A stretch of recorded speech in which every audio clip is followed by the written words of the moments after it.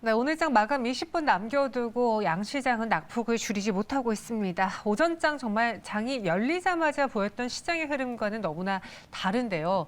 사실 코스피 2,300선 밑으로 오면서 많은 분들이 힘들어하지만 제 눈에는 코스닥이 더 많이 눈에 띕니다. 오늘도 700선 밑에서 또 1% 넘는 하락이 보여지며 672선까지 내려왔고 시총 상위 종목에 포진되어 있는 2차전지 소재주들이 오늘장 오르는데 이 정도까지 지수가 밀린다라는 거는 정말 많은 종목들이 파란불이 들어왔다라는 걸 가늠케 할 수 있는 시장인 것 같습니다. 도대체 어떻게 해야 될까요? 두 분과 함께 정리해 보도록 하죠. 박정식 대표, 유창희 대표 나오셨습니다. 어서 오세요. 네, 안녕하세요. 안녕하십니까. 네, 정말 힘든 시장인데요. 그래도 잘 마무리는 해봐야겠죠. 먼저 첫 번째 OX 종목으로는 리오프닝의 하락, 그 안에 있는 롯데관광개발을 보겠습니다. 지금 뭐 중국인 그 관광객들, 입국자들의 절반가량이 코로나에 걸려 있다. 네. 뭐 그런 뉴스들이 무섭게 쏟아졌어요. 그래서 이로 인해 좀 우리도 방역을 강화하려는 움직임이 보이자 리오프닝 주들이 하락하고 있는데 두 분에게는 이게 무언가 또 시장에서의 변곡점, 바뀌는 흐름이라고 보시는 건지 아니면 매수 기회로 보시는 건지 의견을 여쭙고 싶습니다. 의견 주시죠.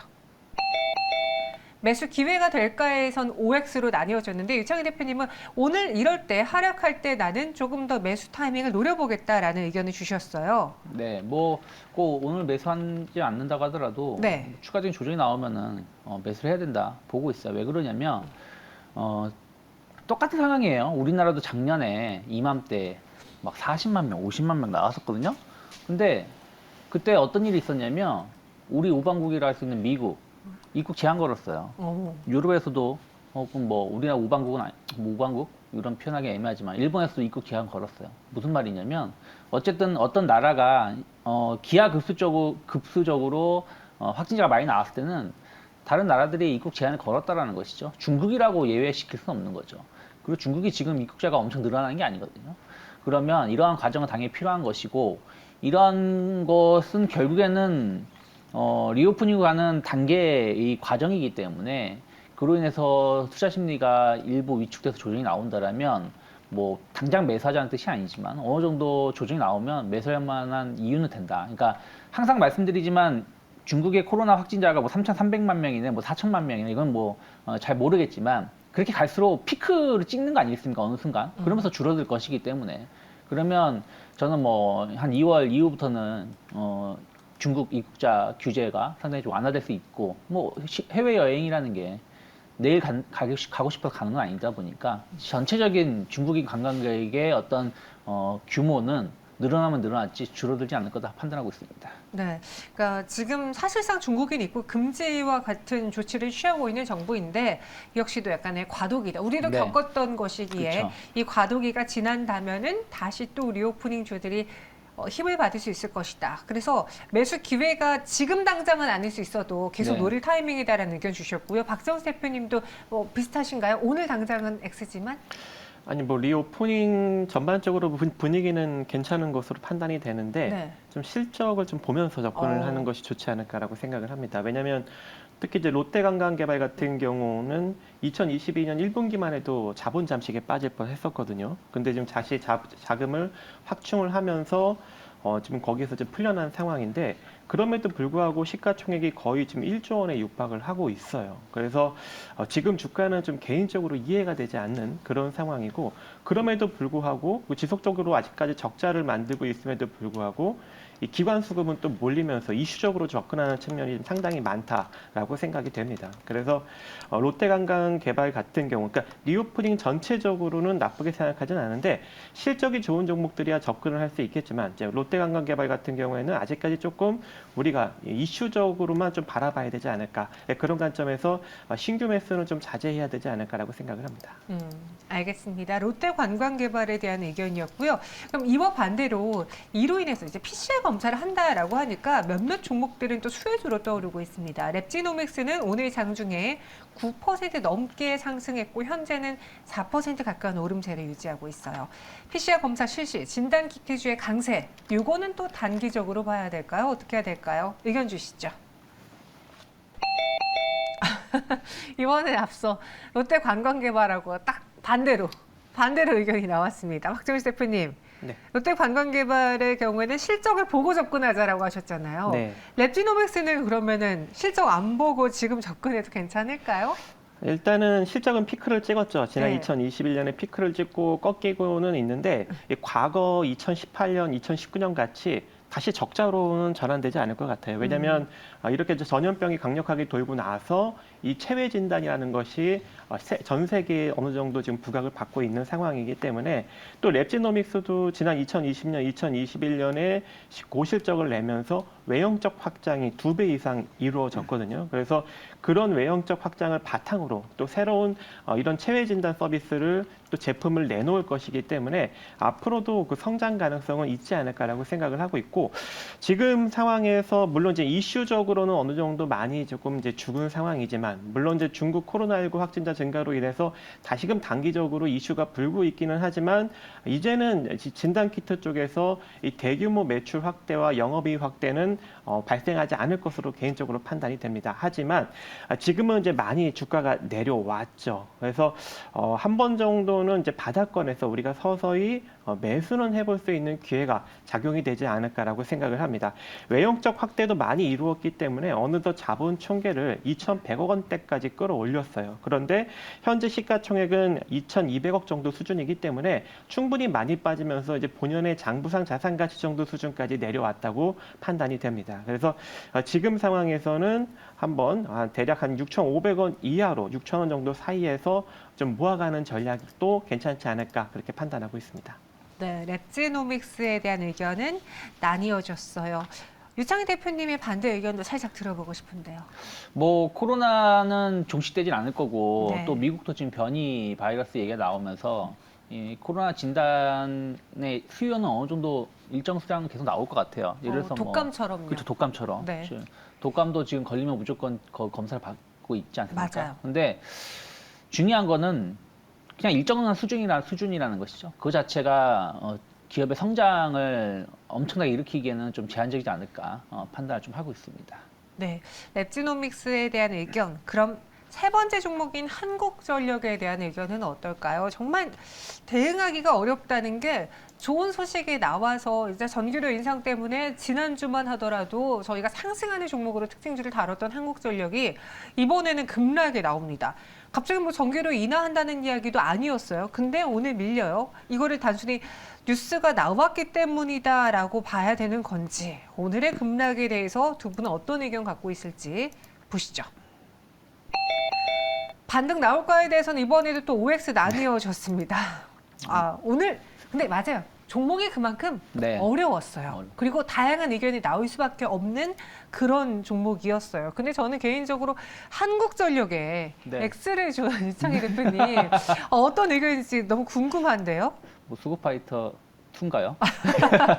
그러게요. 근데 저는 그렇게 생각하고 있어요. 그러니까 이미 그러니까 전기료 인상은 예견됐었던 것이고. 네. 근데 저는 올해 과연 예상만큼 올릴 수 있을까? 이게 왜 그런 생각을 하냐면 아직 세부사항은 안 나왔죠. 세부상이 안 나왔고 중요한 건 뭐냐면 작년에는 적자가 나오는 이유가 고유가 뭐 에너지 가격이 엄청나게 급등하다 보니까 적자가 나오는 것인데 그 명분이 올해는 반대가 됐잖아요. 에너지 가격이 다 떨어진 상황이기 때문에 작년의 명분으로 당연히 올려야 되는 건 맞지만 과연 우리가 생각하는 것만큼 올릴 수 있을까? 저는 그거에 대해서는 계속 고민을 좀 하고 있어요. 물론 3월 달에 작년에 올린 거에 한 3배 이상을 한 번에 올린다고 하지만 그 이후에도 그렇게 올릴 수 있을지 여부는 봐야 된다. 그런 것들이 얘기가 계속 나왔었고 오늘 그런 거에 대한 어떤 우려감들이 반영이 되면서 결국에는 적자는 계속될 거라는 것이죠. 흑자가 힘들다라는 것이기 때문에 좀 실망감으로 주가 하락을 좀 나오고 있지 않나 판단하고 있습니다. 네, 그래서 반등 나올까에 대해서는 X를 주셨고요. 박선수 대표님. 네.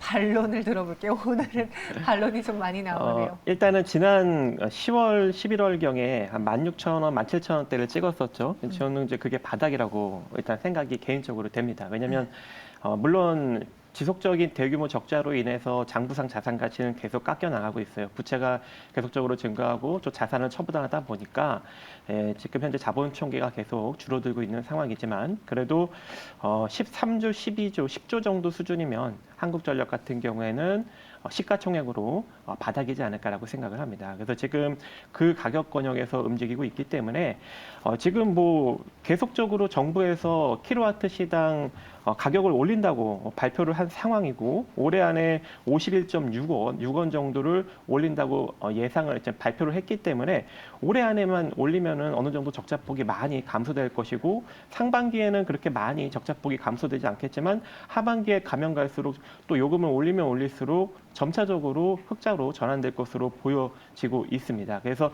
지금 적자폭을 최대로 찍었을 때가 주가의 바닥이 아닌가 그렇게 생각을 해서요.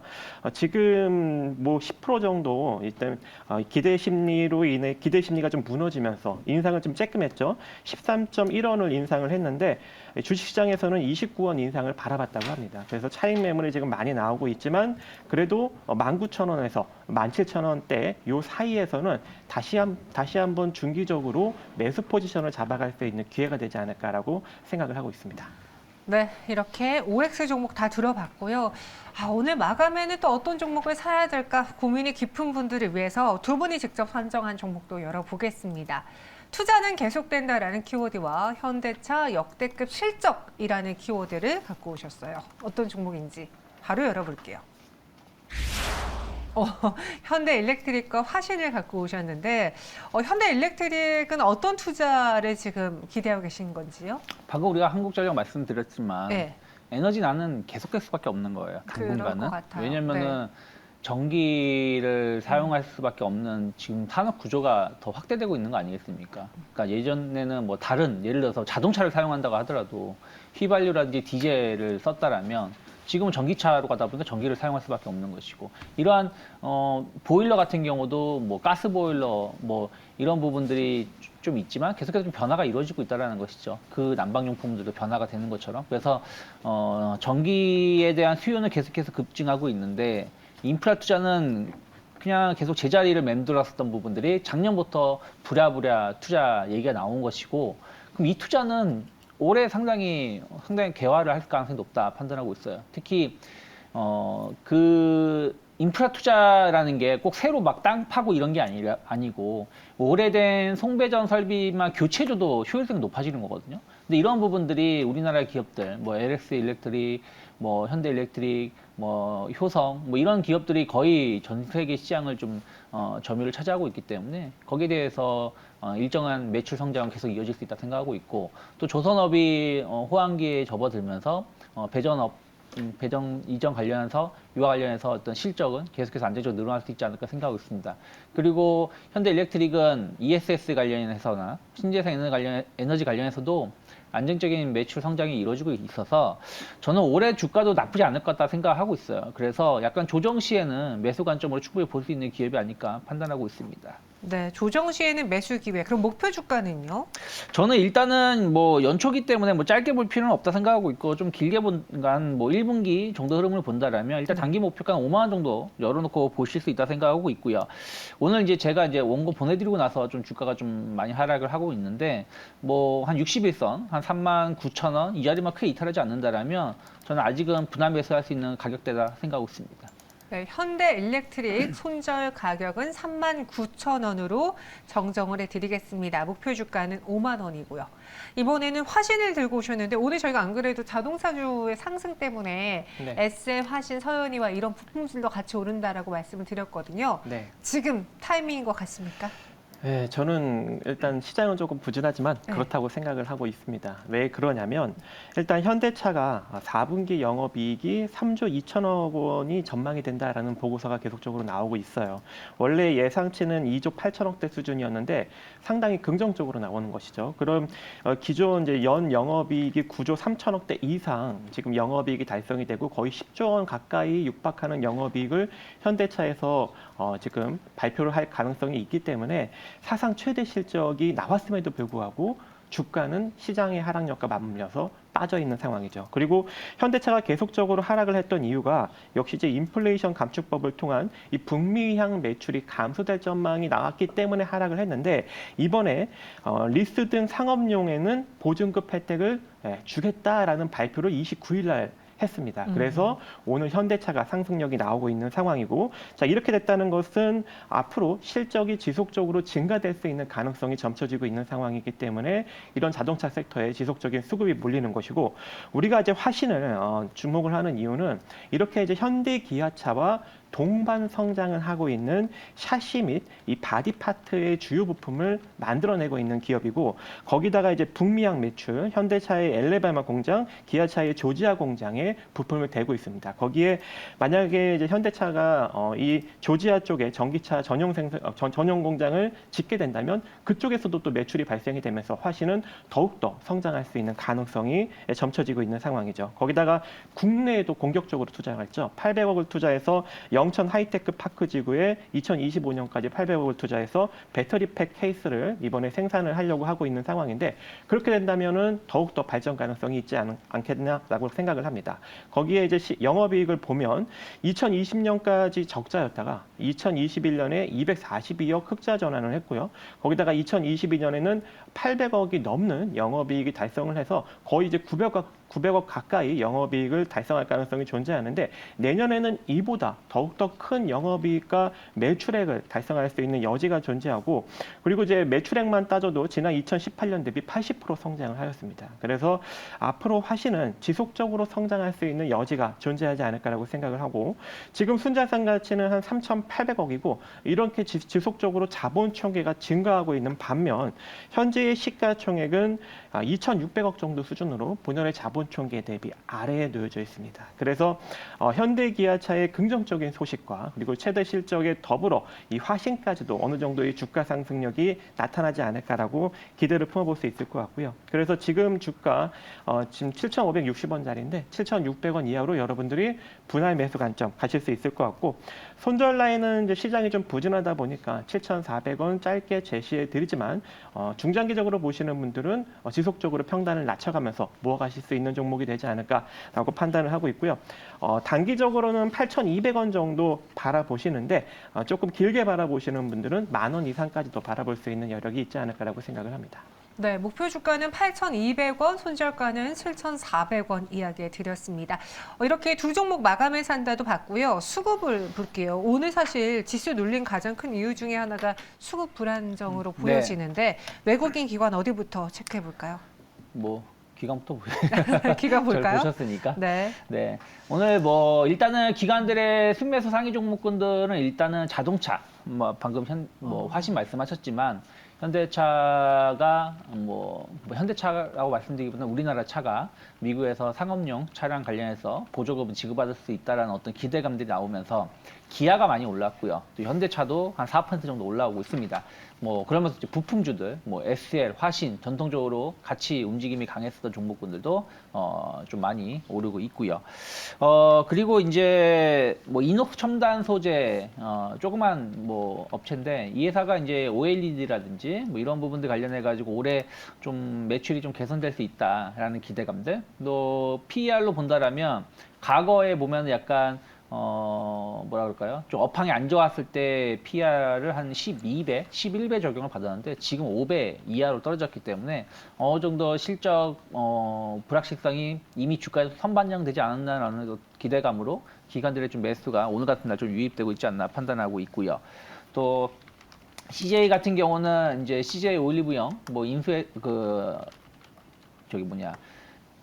그 상장에 대한 어떤 기대감들, 그리고 약간 이제 CJ그룹이 전체적으로 내수, 컨텐츠 이런 쪽이다 보니까 그런 것은 안정적인 필수 소비재로 인식이 되면서 올해 매출이 나쁘지 않을 것 같은 기대감으로 좀 주가가 오르고 있습니다. 반면에 이제 삼성전자 이제 금요일에 잠정 실적 발표를 하는데 그런 우려감들, 그리고 뭐 진에어, 한국전력 약간의 우려감으로 하락하고 있지 않나 판단하고 있습니다. 외국인은 어떤 걸 사고 팔까요? 네, 외국인은 현대차, LNF, YG 엔터테인먼트, 그리고 매도는 삼성전자, 한국전력, 항공우주 이렇게 나오고 있는데요. 일단 현대차는 인플레이션 감축법으로 인해서 매수세가 몰리고 있는 모습이고, LNF는 역시 미국 진출 기대감이 재부각되면서 상승력이 나오고 있습니다. YG 엔터테인먼트 같은 경우에는 이 신입 걸그룹을 공개한다는 소식에 의해서 기대감으로 상승력이 나오고 있는 상황이고, 삼성전자는 역시 이제 주식시장이 좀 부진하고 또 이 4분기 반도체 업황이 좀 부진을 겪으면서 매도력이 나오고 있고요. 한국전력은 기대에 못 미친 이 전기요금 인상 때문에 차익 매물이 강력하게 쏟아지고 있습니다. 한국항공우주 같은 경우에는 이 시장의 부진에 따른 기술적 차익 매물로 매도력이 나오고 있습니다. 네, 오늘은 한국항공우주가 지난주와 달리 좀 하락으로 시작이 되었습니다. 동시효과 구간 보시면 정말 힘들죠? 코스닥이 오늘장 많이 밀리고 있습니다. 1% 넘게 하락하면서 671.17포인트까지 내려왔어요. 오늘장에 8.08포인트가 사라졌고요. 코스피도 2224.85포인트로 하락 전환의 장중이 나타났습니다. 마감 동시효과 함께 하셨습니다.